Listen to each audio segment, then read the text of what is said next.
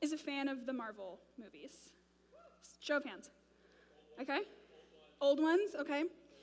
Okay, this is a smaller group, so this is a safe space, right? I can admit something to you guys. I had never seen a Marvel movie until I started dating my now husband, Michael.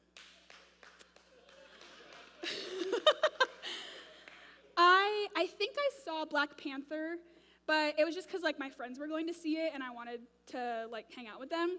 But other than that, I had never seen any of the Marvel movies. But regardless, if you, like, know the Marvel movies or not, you probably know that Robert Downey Jr. is the actor who plays Iron Man, right?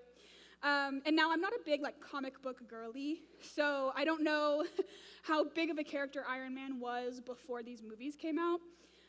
But, like, now Iron Man is one of the biggest superheroes that people know, right? People still dress up as him for Halloween. Kids dress up, adults dress up. He's one of the most iconic characters, right?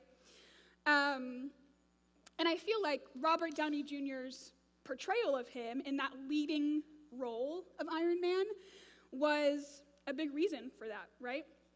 But some of you probably also know that Robert Downey Jr. played the character Louis Strauss in the movie Oppenheimer. It's a small film. You probably heard of it.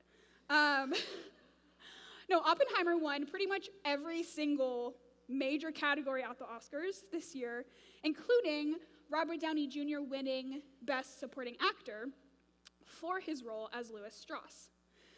And I was thinking about this, and I feel like if you were to ask Robert Downey Jr. which role was more important to you,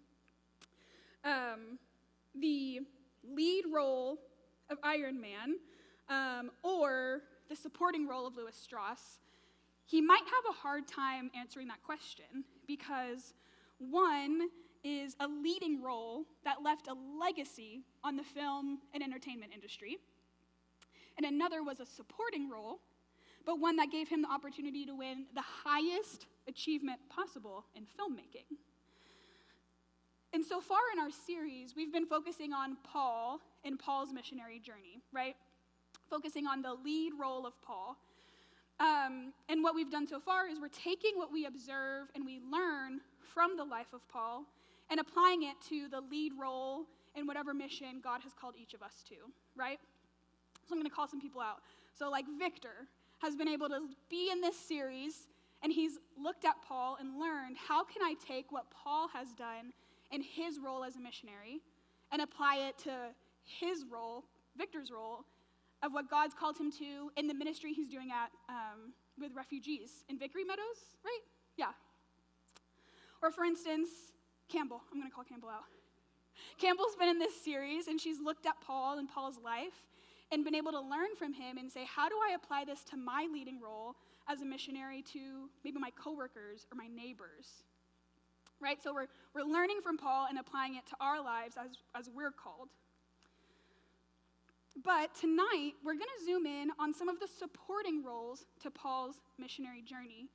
And I think what we're going to see in the text is really that, I was already up there, all believers have a role to play in the global mission of the gospel. You know, if Robert Downey Jr. had said, well, you know, if it's not a lead role, I don't think it's really a role worth playing, he would have missed the opportunity to play a supporting role in the most iconic movie of the year and win an Academy Award. And, you know, not each of us will be called to be a full-time missionary, but if we deny playing a role in supporting those who are called to be a full-time missionary, we miss out on getting to be a part of every nation, tongue, and tribe hearing the good news of the gospel. So if you would turn, first we're going to just do some reflection questions. So we're not going to take a ton of time to discuss this at our tables, but I want you to take a few minutes just to think about these two questions of what God has called you to personally over the course of our series in Acts. And then what do you think it looks like to be a full-time missionary? And you can think on these two questions as we turn to Acts 18.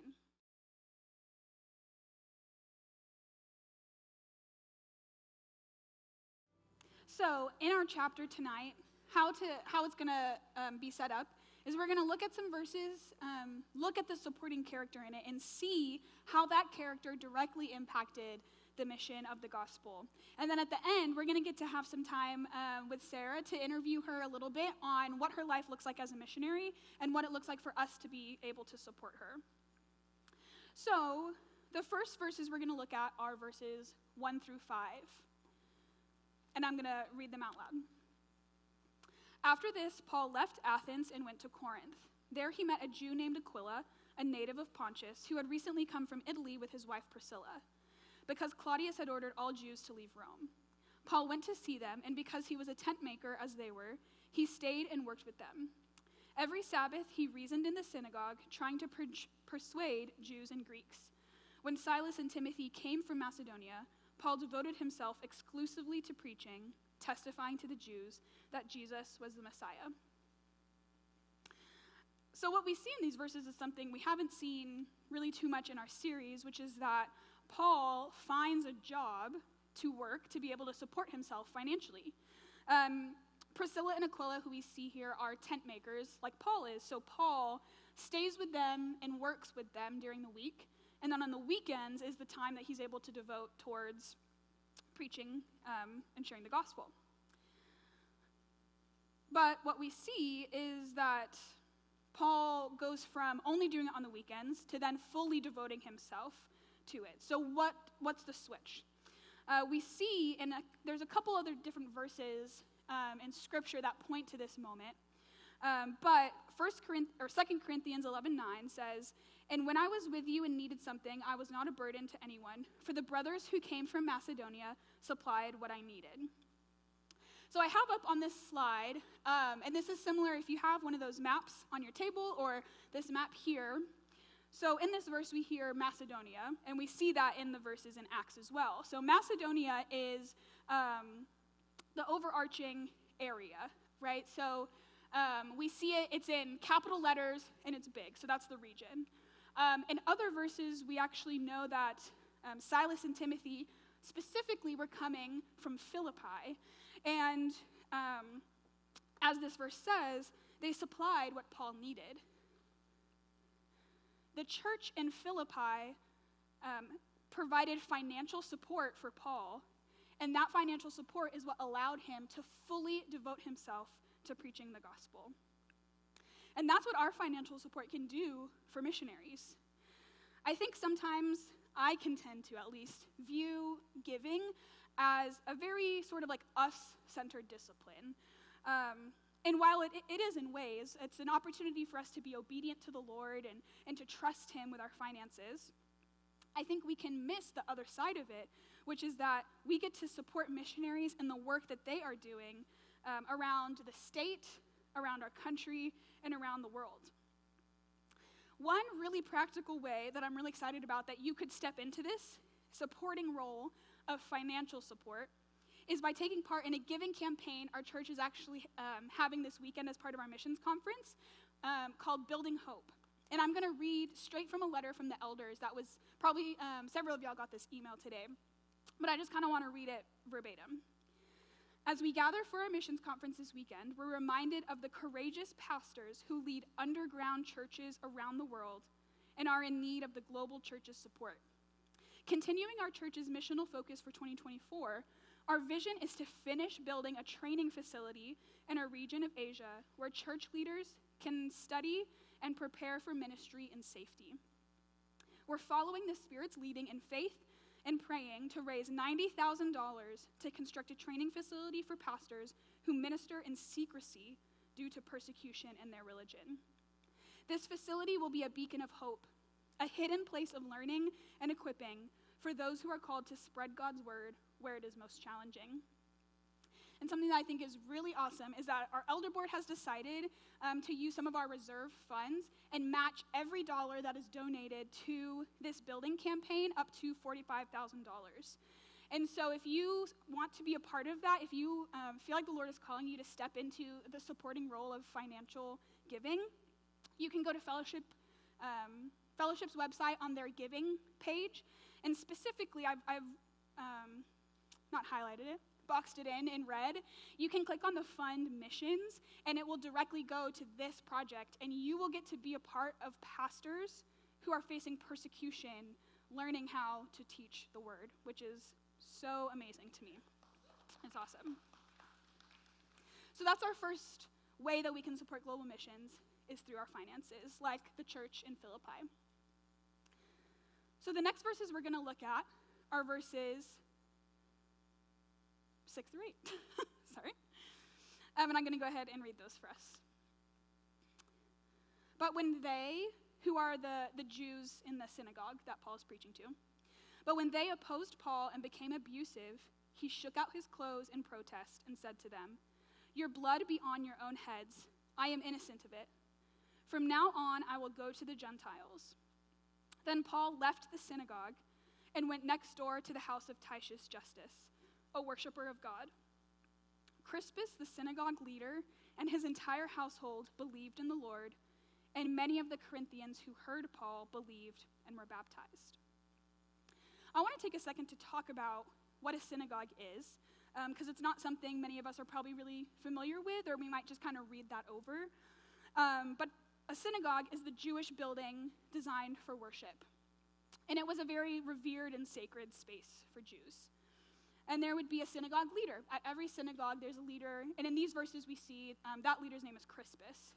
And it's similar to a pastor, or a pastor in a church, how you have your main gathering on the Sabbath, but then that leader is probably there every day of the week, taking care of the facilities, talking to people, different things like that.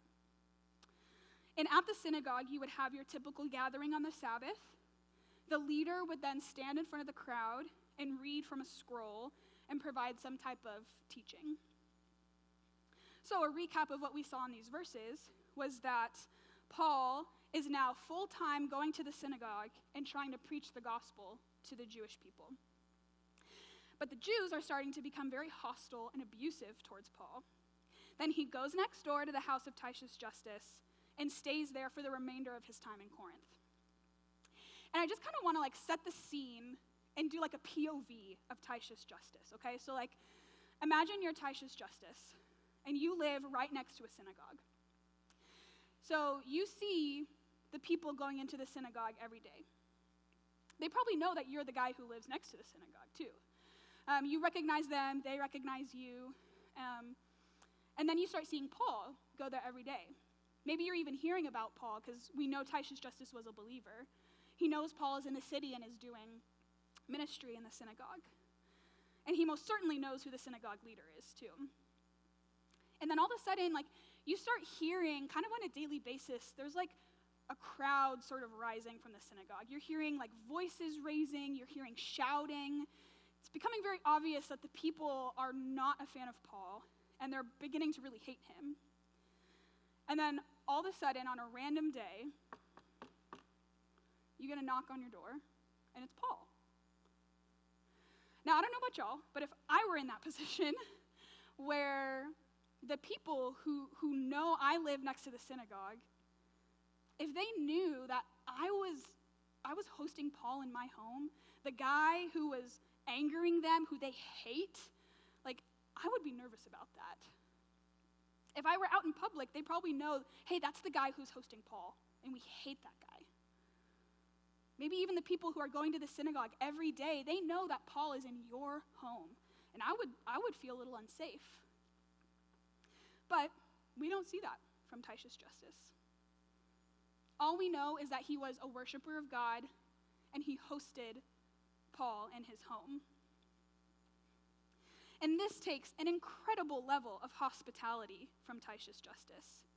But he cared for Paul through his hospitality, and it gave him the proximity to those people he was trying to reach.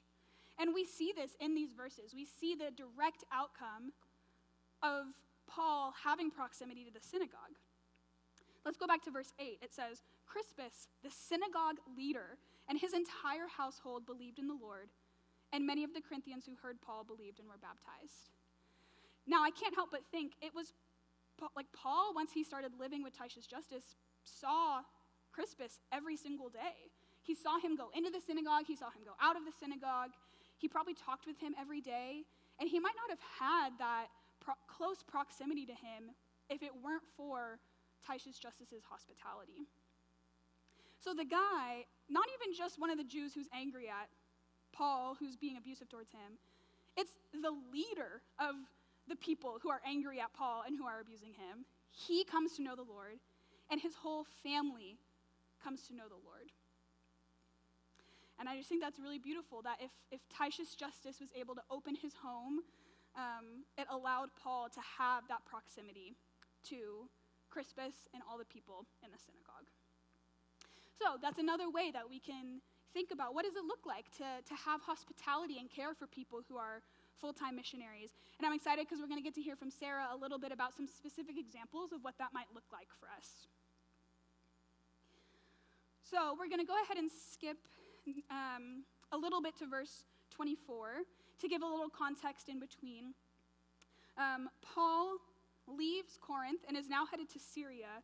And those characters we heard about in the beginning, Priscilla and Aquila, actually decide to go with him. And here is where we meet a new character whose name is Apollos. So, picking up in verse 24, it says, "Meanwhile, a Jew named Apollos, a native of Alexandria, came to Ephesus. He was a learned man with a thorough knowledge of scriptures. He had been instructed in the way of the Lord, and he spoke with great fervor and taught about Jesus accurately, though he knew only the baptism of John. He began to speak boldly in the synagogue. When Priscilla and Aquila heard him, they invited him to their home and explained to him the way of God more adequately." So this is a very direct application, because Priscilla and Aquila, remember, Paul lived with them for the first part of his time in Corinth. So they spent a lot of time with him and got to learn from him. So they took what they were taught and equipped by Paul and were faithful to teach and equip Apollos. And we see later in this chapter that Apollos went on to become a great apologist for the gospel, and the work that he did was incredible. What I think is really beautiful about this too is we see that Priscilla and Aquila took Apollos into their home, an environment that automatically creates comfort, safety, and security.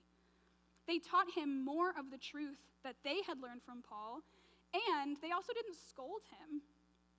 They didn't scold him for speaking only of the baptism of John, and they didn't reprimand him for his lack of knowledge. They simply just taught him what they had been taught by someone else.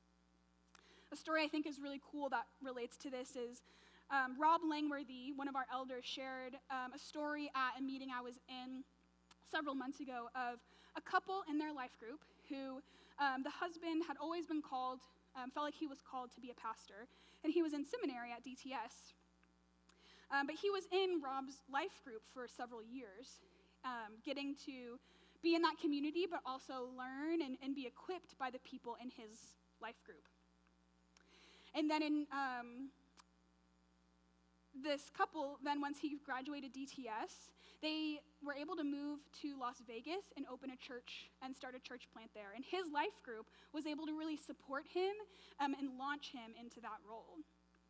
Unfortunately, that church shut down during COVID, so they came back to Dallas, and they rejoined that life group and came to fellowship. And it was, again, in this time that life group was really able to pour into him. And something Rob shared with me is that they had a rhythm in their life group where they would rotate who facilitated conversation. So every single person got to lead a discussion, got to be taught by someone else, but then teach the group again.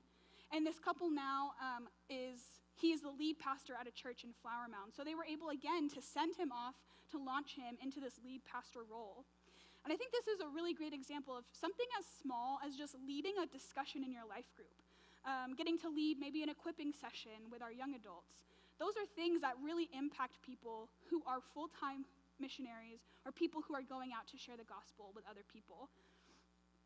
And that's something you might not realize you're getting to impact, but taking that small step of faith can have that impact on people. And the very last character that we're going to look at is in verse 27. So when Apollos wanted to go to Achaia, the brothers and sisters encouraged him and wrote to the disciples there to welcome him. When he arrived, he was a great help to those who by grace had believed. Now, we don't really know anything about these brothers. There's no other description in there. The only thing we know is that they are believers. And they are the ones who give a final encouragement to Apollos before he goes on his mission, before he leaves to go to Achaia. And we aren't told what this looks like, so we don't know exactly what they meant by encouragement. But I could imagine it was probably things like praying together, speaking truth, speaking scripture to him, just in giving him words of encouragement and affirming the things that they see in him. Their encouragement set up Apollos for the great work that was ahead of him. And this is something each one of us can step into. It's so many different people who work in ministry have monthly prayer updates. You're able to get on an email list and get prayer right to your inbox and be able to pray for people specifically. And this is just a reminder to me that that's powerful, right? It's not just like an email you get on November 1st or December 1st every month. These are ways that we practically get to impact missionaries in the work that they are doing. I'm going to take this moment, too, to brag on my sister a little bit. So this is my sister Edie and her family. Edie's there in the middle, and my brother-in-law Brennan. And then kind of working counterclockwise, the baby is Ellie. Then you have Phineas, Grace, Joy, and Hannah. I get it mixed up a little bit sometimes. There's just too many of them. My sister and her family are missionaries in Southeast Asia.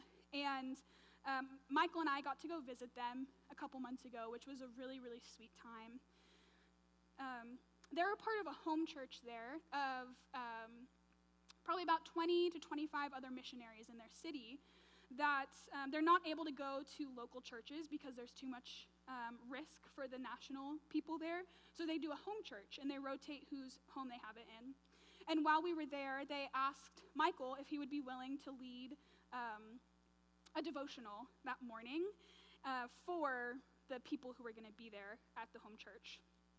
And as we discussed this, we kind of had this feeling of like, these are like missionaries, right? Like, these are people, like, what do we have to encourage them in? Or, you know, I don't know if this is really going to be effective or not, but we're just going to be faithful and be faithful to what they've asked us to do. And we had a time of, Michael led the devotional for them and led a discussion.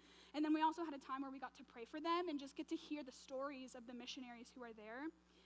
And almost every single person came up to one of us and just said, thank you so much for leading this time. It's been such an encouragement to be able to one, not have to think of it on my own, but to also just get to hear some encouraging words, to be prayed over. It really was making an impact in the lives of the people there, the missionaries that were there. And that was just a really helpful reminder to me that something as simple, again, as praying for someone, something as simple as just getting to hear someone's story of a missionary that you get to meet, that can be such an encouragement to them that allows them to keep going, that allows them to lead to fill the leading role they've been called to as a missionary. So we're going to have a little bit of discussion. It'll be a little bit shorter because we want to make sure we have enough time to hear from Sarah. But I want you to, in your tables, discuss these two questions. Which of the 4 supporting roles that we've talked about tonight are the most challenging to you? And which one, yes, sorry. And then which one do you think that you could step into most practically right now?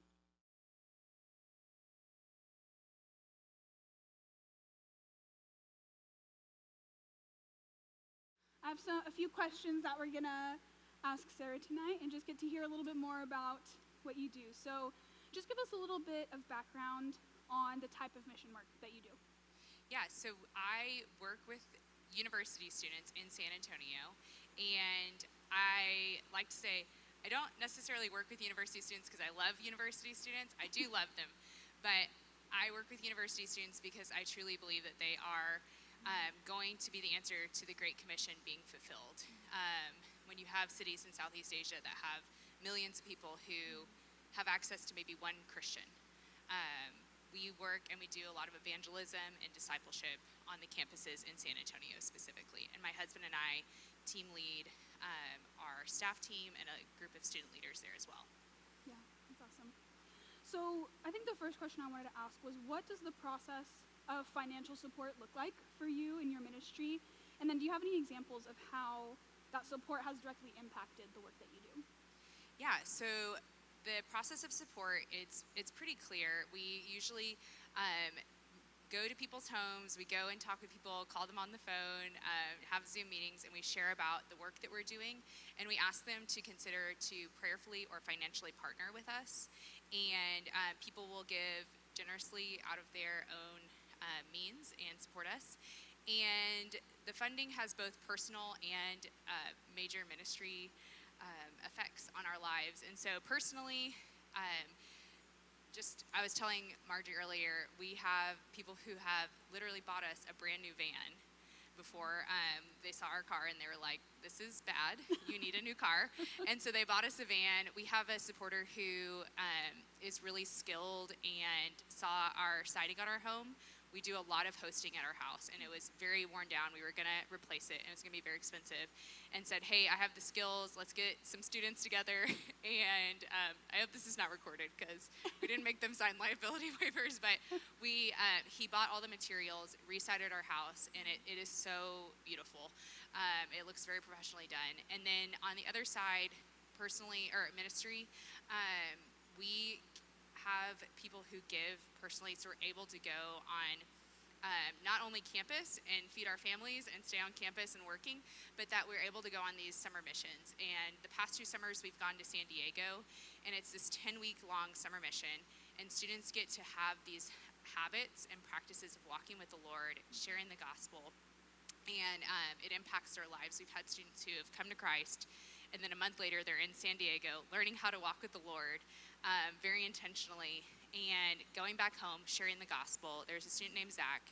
He came to Christ, went to San Diego, started walking with the Lord, went back home, posted that he had gotten baptized, shared the gospel with his friend Malcolm. Malcolm comes to Christ. Malcolm goes home, shares the gospel with his sister, and his sister's like, this is weird, I don't like this. Went to UTSA her freshman year and just started hearing more about Jesus. Comes to Christ that November and goes to San Diego. And now Karina is leading as a student leader. She went to San Diego 2 summers ago, learned how to have regular time with the Lord, learned how to share her faith, and is sharing her faith with the rest of their family who are not Christians. Yeah, that is so cool to see, like, our financial support, we just like see it maybe coming out of our bank account, but like this is the fruit of what getting to financially support missions is like. I'm a little biased because I also went on stateside missions with crew when I was in college. Did you tell them that we know our Oh, connection? yeah, Okay, it was, so whenever we like got connected. We didn't know this before. Yeah, I was saying, what did I say? Something about Erin? Yes. Maybe? So the woman who was the leader at my campus when I was in college is her boss now. And it was like, wait, you know Erin? And I'm like, yeah, how do you know Erin? I was like, Erin's coming over to my house today. This is crazy. So it's just really, crew is a small world, and it's a great world to be a part of. Okay, so can you give us an example of someone who has been a source of encouragement to you personally, and how that encouragement has impacted your ministry? Yeah, I'll say for both my husband and I, we lead together. And if you have ever been in a relationship or you've ever been married, it's hard to be married sometimes. And also it's hard to work together and lead a ministry together. So somebody who's been a really big source of encouragement, both personally for my husband and I, is a man named Roderick Barnes.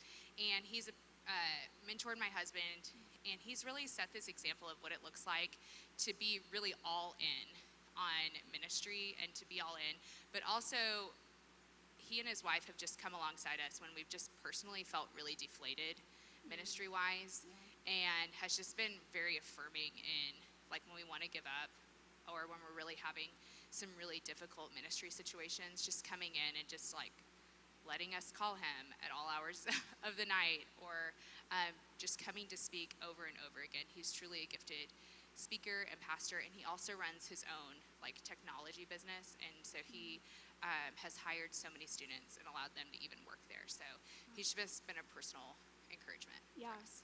That's awesome. When you have conversations with him, what are some of the things that he talks about, or how do some of those conversations go? What specific things does he share that are encouraging to you?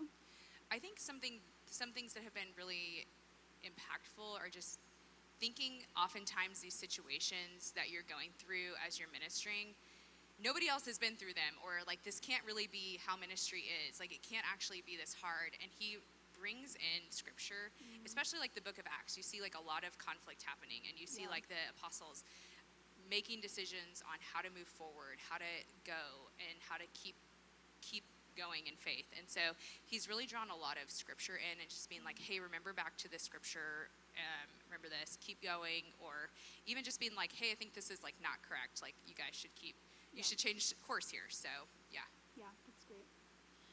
So are there any needs that you have as a full-time missionary that some people might not expect would be needs you have? Yeah, I think this is sometimes a hard question to answer, but it's hard because it feels weird to be asked this question sometimes, because when you're leading, everybody wants things from you. So it does feel a little bit challenging. But I would say first and foremost, we always need people who are willing to disciple other students. We have seen 33 students come to Christ this year. And God is working. Is that this school year, or like in? Since August. Wow, that's amazing. So if you we're in Dallas, so everybody knows Jenny Allen, right? Mm-hmm. Yeah. In San Antonio, nobody knows who Jenny Allen is. So you have to be like, here's who she is. If you've heard of If Gathering, she's the one who started that. If you don't know. Yes. So she talks a lot about revival happening on campuses. And there is revival happening. Students are they're so bold. They will pull another student aside and be like, do you know Jesus? Let me introduce you to him. Like, it's crazy. I would never have done that as a student. But we've seen 33 students come to Christ, and we need people to disciple students, people who know the scriptures, to walk with them, teach them how to read the Bible. We need people to open their homes to allow us to have events in them. We have a 1,500 square foot house, and we've hosted 5 events with like 60 or more people there. And so we've had like 5 events in the past 8 days. And so I would love for somebody to come clean my house. That would be great. I'm the cleaner in my house right now. And we do a lot of outdoors events now that it's getting colder, and we don't really have a lot of seating. So we need seating. We need like better landscaping, just so that we can host more people. We can have more students. We live 8 minutes from campus. So those are just a couple of the needs. Opening your home. If you have a lake house in South Texas, we would love to do that, so we can have retreats there. Because all these things cost money, and you're trying to spend all your money mostly on students. So does that make sense? Of course. I feel like I remember as a college student, like if I were to go to someone's home, I was like, oh my goodness. Like the homes you go to when you're a college student have like a couch and a TV and like a flag on the wall and like string lights, and it's just or you live in the dorms. So just being able to go to someone's home, even if it's like a small setting or a small group of people, like I remember that making such an impact on me, like in that season. And that kind of leads me to another question too, since we have a little bit of time. If you want to share, I'd love to hear more just about like what is happening in San Antonio right now with the ministry. Yeah, so when I was kind of wrapping up that weird testimony I gave earlier, I was talking about a man named Fred, and it's weird to call him a man since I knew him when he was 10, but Fred is now on our staff team, and we lived across the street from him. He was raised by his grandmother and his dad, who has cerebral palsy, and spent so much time in our home. He's truly he's like our son. And so he's on our staff team. It's amazing. He works at the University of Incarnate Word, and he and his wife, Krista, are helping to really plant a movement there. And it's a really small campus, about 3,000 students, and they've just seen 12 students come to Christ. And this past week, it was crazy. They sat down with 2 student leaders who are up here, Ryan and KV. So Fred's up there doing the bird cards thing, and Krista's his wife next to him. So Fred, KV with the dreads right there, and then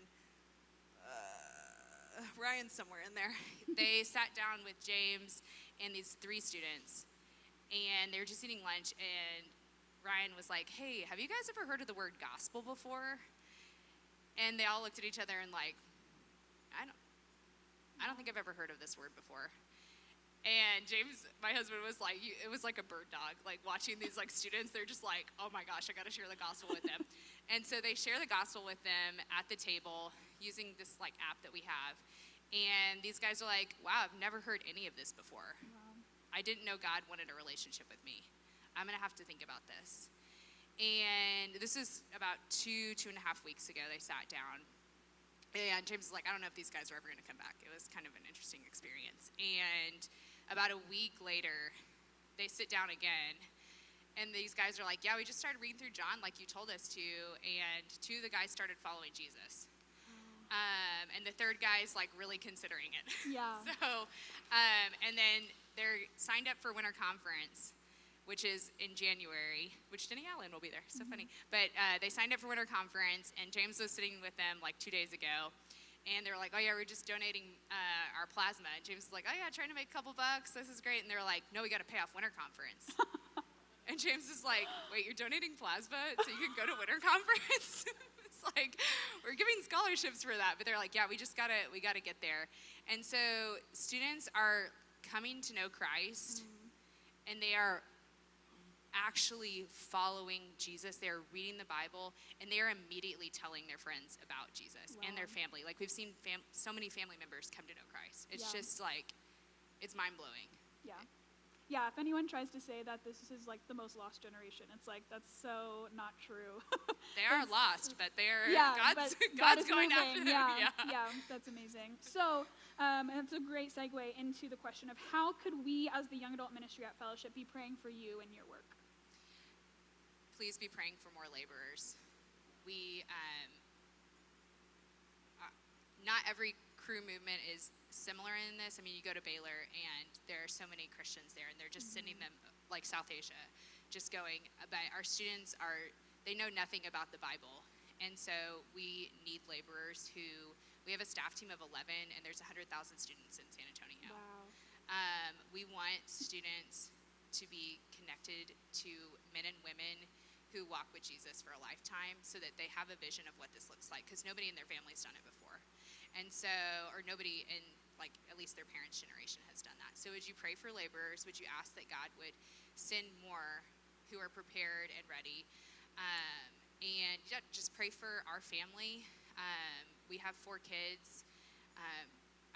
Just pray that we would continue to have that verse that's just like, do not grow weary, like, because in time you will reap a harvest. And so just pray for us, pray for our kids, that they would know the Lord. I want my kids to know the Lord. My daughter does, and one of my sons does, but pray for them to have a really good experience in ministry life. Yeah. So, yeah. That's awesome. Do you send out any prayer updates, and is there any ways for people to be able to sign up for that? Yes, I'm going to put a paper and a QR code back in the back. And I'm actually going to send out a newsletter at the beginning of the week. So It's perfect. I would love to send that out to you guys. So if you want to sign up, I'll have that on that back table back there. Yeah, that's great. And it's such a practical way. Like, you see it in your inbox. Whatever you're doing, you could just take, I'm assuming they don't take, 20 minutes to read. It's probably a quick It's 5 minutes. It's like a 4 or 5 sentence paragraph. Yeah. It's just a really easy way that you have a good reminder to be praying for the work that y'all are doing in San Antonio, which is awesome. And then I'm also going to share that, Garrett's going to come up in just a minute and probably talk about these cards that he just handed out. And again, these are ways that we're able to just pray for the missionaries who our church is supporting. So I really encourage you to check that out.